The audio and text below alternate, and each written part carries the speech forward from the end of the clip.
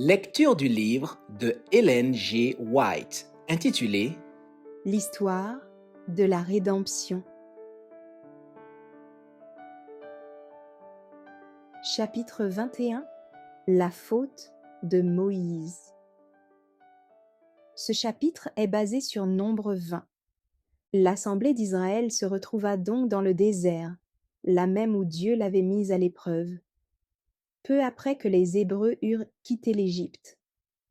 Le Seigneur avait fait jaillir de l'eau du rocher, qui avait continué de couler jusqu'à ce qu'ils reviennent dans ce lieu. Alors il permit que cette source tarisse pour éprouver à nouveau leur foi et voir s'ils le murmureraient encore contre lui. Quand les Israélites assoiffés ne purent trouver d'eau, ils oublièrent comment, quelque 40 ans auparavant, l'Éternel avait fait jaillir de l'eau du rocher, et ils s'irritèrent.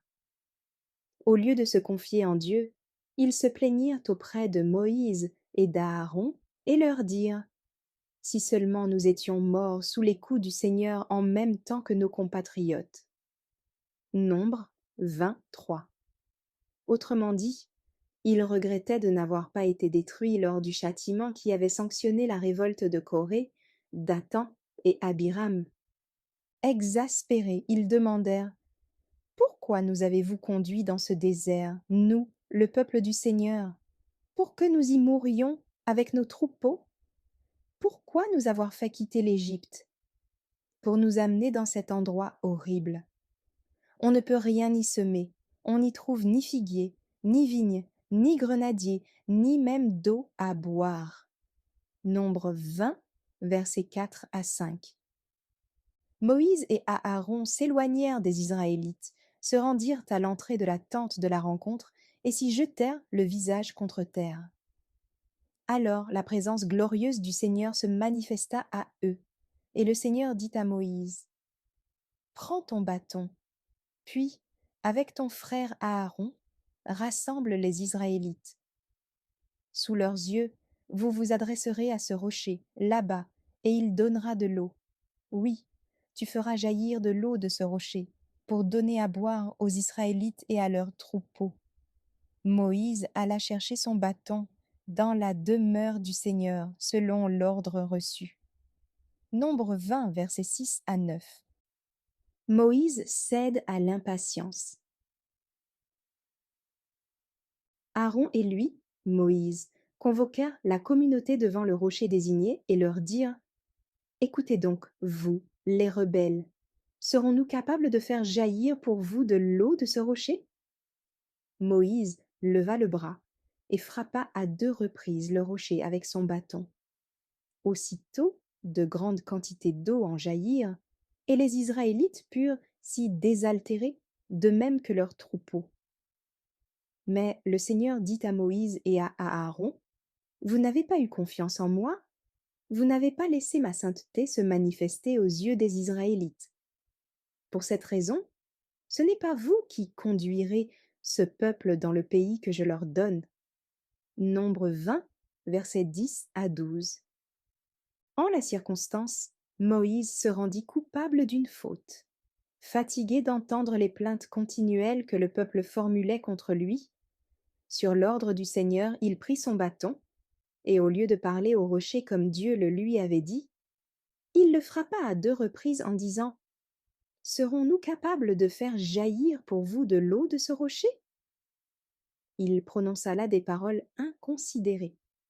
Il ne dit pas: l'Éternel va maintenant vous donner une autre preuve de son pouvoir en faisant jaillir de l'eau de ce rocher.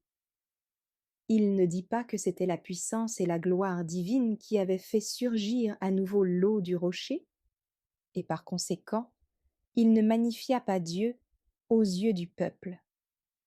À cause de cette faute, le Seigneur ne permit pas à Moïse de conduire Israël jusque dans la terre promise. Cette manifestation de la puissance de Dieu, qui répondait à une nécessité, était une occasion particulièrement solennelle que Moïse et Aaron auraient dû saisir pour impressionner favorablement le peuple. Mais énervés, excédés et irrités par les murmures continuels des Israélites, Moïse leur dit: Écoutez donc, vous, les rebelles, serons-nous capables de faire jaillir pour vous de l'eau du rocher? En s'exprimant de cette façon, il admettait pratiquement qu'il se plaignait à juste titre quand il l'accusait de les avoir fait sortir d'Égypte. Certes, Dieu avait pardonné les Hébreux pour des fautes plus graves que celles dont Moïse s'était rendu coupable.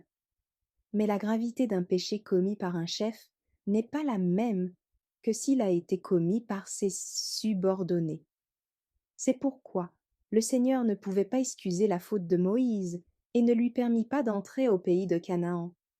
Là, à Kadès, Dieu montra à son peuple de façon évidente que celui qui avait accompli une telle délivrance en les libérant de l'esclavage dont ils souffraient en Égypte n'était pas Moïse, mais l'ange puissant qui les guida au cours de tous leurs déplacements et dont il est écrit: Je vais envoyer un ange qui vous précédera et vous protégera le long du chemin. Il vous conduira dans le pays que je vous ai préparé. Prenez bien soin de lui obéir, de ne pas vous montrer insoumis. Il ne supporterait pas votre révolte, car il agit en mon nom. Exode 23, versets 20 et 21. Moïse s'était arrogé la gloire qui appartient à Dieu seul. L'Éternel fit donc en sorte que le peuple rebelle sache avec certitude que ce n'était pas Moïse qui les avait fait sortir d'Égypte, mais lui-même. Le Seigneur avait confié à Moïse la charge de conduire Israël, tandis que l'ange puissant précéderait les Hébreux dans tous leurs déplacements et les dirigerait au cours de leur pérégrination. Étant donné qu'ils oubliaient si facilement que Dieu les conduisait au moyen de son ange, et qu'ils attribuaient à l'homme ce que la puissance divine seule pouvait accomplir, l'Éternel les mit à l'épreuve pour voir s'ils lui obéiraient. Mais chaque fois, ils ne supportaient pas l'épreuve. Au lieu de croire en Dieu et de reconnaître qu'il avait jalonné leur route de manifestation de son pouvoir et de preuve de son amour et de sa sollicitude, ils doutèrent de lui et accusèrent Moïse de les avoir fait sortir d'Égypte et d'être responsable de tout leur malheur. Moïse avait supporté leur entêtement avec une patience remarquable. Une fois, ils avaient même voulu le lapider. Un châtiment exemplaire. En interdisant à Moïse l'entrée dans la terre promise, le Seigneur voulut effacer définitivement de l'esprit des Israélites l'idée erronée que la faute de leurs dirigeants resterait impunie. L'Éternel avait grandement honoré Moïse et avait déployé devant lui sa gloire. Il lui avait permis de s'approcher de sa sainte présence sur la montagne et était allé jusqu'à s'entretenir avec lui, comme un homme parle avec son ami. Par l'intermédiaire de Moïse, il avait fait connaître au peuple sa volonté, ses statuts et ses lois. Le fait que Moïse avait bénéficié d'un tel honneur rendit sa faute d'autant plus grave. Il s'était repenti de son péché et s'en était profondément humilié devant Dieu. Il fit part de sa faute et de son repentir aux Israélites, et il ne leur cacha pas les conséquences qui en résultaient, à savoir que pour n'avoir pas rendu gloire au Seigneur, il ne les introduirait pas dans le pays promis.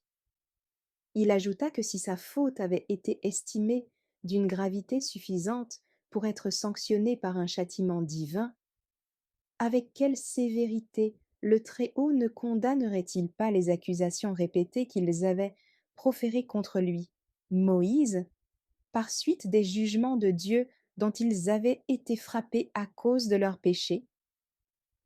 En raison de cette seule défaillance, Moïse avait donné l'impression que c'était lui qui avait fait jaillir l'eau du rocher, alors qu'il aurait dû exalter le nom de l'Éternel devant les Hébreux. Quoi qu'il en soit, le Seigneur entendait tirer les choses au clair avec son peuple, en rappelant que Moïse n'était qu'un homme qui agissait sous la conduite d'un plus puissant que lui, le Fils de Dieu lui-même. Aucun doute ne devait planer sur ce point. À qui l'on a beaucoup donné, on demandera beaucoup. Luc 12, verset 48. Moïse avait eu l'immense privilège de contempler la majesté divine. La lumière et la gloire de Dieu lui avaient été accordées en abondance.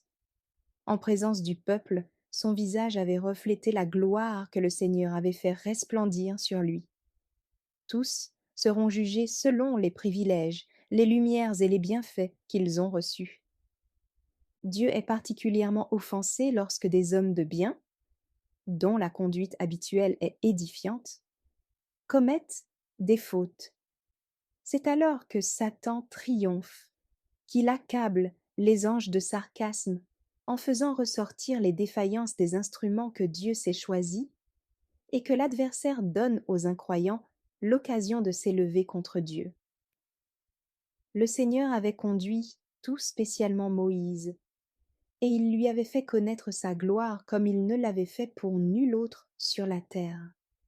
D'un naturel impatient, il s'était cependant confié dans la grâce divine et avait imploré la sagesse d'en haut avec une telle humilité que le Seigneur l'avait fortifié et lui avait permis de maîtriser son impatience au point que l'Écriture dit de lui qu'il était plus patient qu'aucun homme sur la face de la terre. Nombre 12, verset 3. Aaron mourut sur la montagne de Hor, car l'Éternel avait dit qu'il n'entrerait pas dans la terre promise, parce que, avec Moïse, il avait péché lorsque l'eau avait jailli au rocher de Mériba. Moïse et les fils d'Aaron l'enterrèrent sur la montagne, afin que le peuple ne soit pas tenté d'organiser une grande cérémonie autour de son corps, et qu'il ne tombe dans l'idolâtrie. Merci d'avoir écouté cette lecture. Si vous avez des questions ou des remarques sur le thème abordé, n'hésitez pas à les partager dans les commentaires et notre équipe ne manquera pas de les considérer. À bientôt sur lereste.org.